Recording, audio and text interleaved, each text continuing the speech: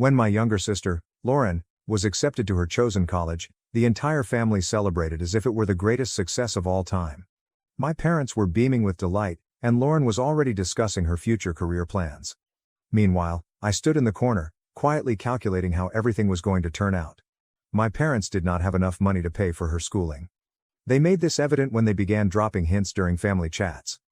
"Lauren is so smart, but college is so expensive these days," my mother would add, as if I didn't realize where this was headed. I did not have much.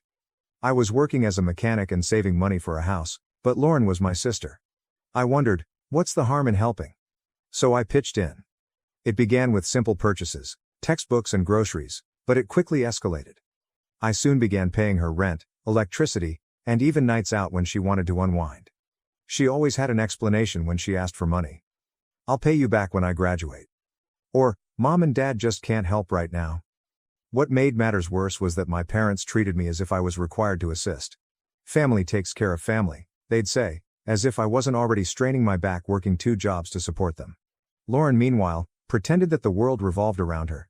She'd share images of expensive dinners and weekend getaways, beaming as if she wasn't living on my dime. I kept telling myself it was only temporary. I felt it would all be worthwhile after she graduated. But, deep down, I was beginning to resent the idea that my life was on wait while hers was racing full speed ahead, and I was footing the price. I believed things would improve once Lauren got into her college schedule. I imagined she'd recognize how much I was doing for her and express her gratitude. However, her entitlement only increased. Her spending habits were the first clear clue.